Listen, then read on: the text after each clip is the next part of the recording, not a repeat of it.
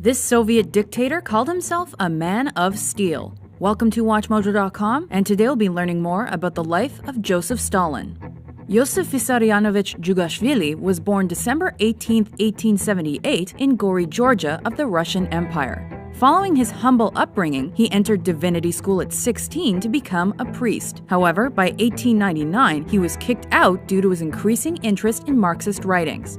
After discovering Vladimir Lenin's works, Stalin became heavily involved in underground revolutionary movements. By 1903, he joined Lenin's Bolsheviks, which later became the Communist Party of the Soviet Union. Stalin risked incarceration daily to propagandize and organize action, and his record got him exiled to Siberia several times. Around this point, he adopted the name Stalin, which in Russian meant steel. Lenin recognized Stalin's contributions by appointing him to minor posts within his party. During 1917's Russian Revolution, the Bolsheviks snatched government control, and this allowed Stalin to further increase his value. At the start of the Civil War in 1917, Stalin became the People's Commissar for Nationalities Affairs and was eventually appointed to the Political Bureau of the Central Committee of the Communist Party of the Soviet Union, or Politburo. The Bolsheviks won the Russian Civil War and aimed to expand their power in Europe by initiating the Polish-Soviet War in 1919. Stalin's rivals criticized his choices during that war, but he redeemed himself during 1921's Red Army invasion of Georgia. Lenin then gave Stalin more power in 1922 by naming him secretary for the reigning Communist Party of the Soviet Union. Soon after, Lenin suffered a stroke. Stalin acted as his go-between, but their relationship suffered until Lenin died of a heart attack in 1924. Stalin then began his ascension. He discredited or purged rivals and intellectuals who stood in his way, like Leon Trotsky. Eventually, he was heir apparent to Soviet leadership, and by the end of the 1920s, he effectively took control of the government as dictator. In 1928, he began releasing a series of 5-year plans for the national economy of the Soviet Union, which quickly increased industrialization and impelled communal farming.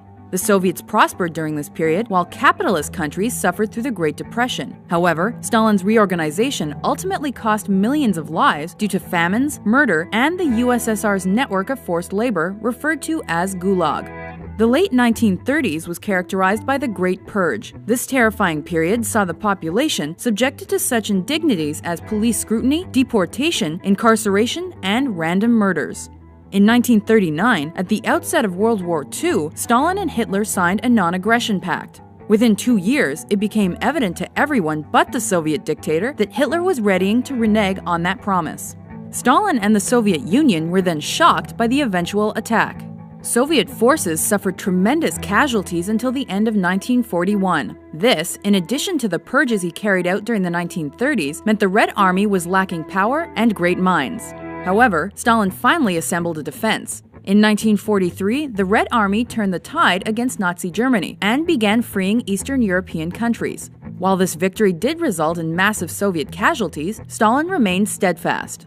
Towards the war's end, Stalin joined his other Big Three counterparts, Winston Churchill and Franklin Delano Roosevelt, and showcased his impressive negotiating skills. He successfully argued to keep countries his Red Army had liberated within Soviet power and secured 3 United Nations seats for his state. By this point, the USSR was a respected world power. Stalin led into the nuclear age and became increasingly mistrustful. This was exacerbated in the early 1950s by the Doctors' Plot. This conspiracy suggested a group of primarily Jewish doctors was working together to murder important Soviets. This revelation caused Stalin to begin readying for another purge. However, on March 5, 1953, he died without being able to implement his plan.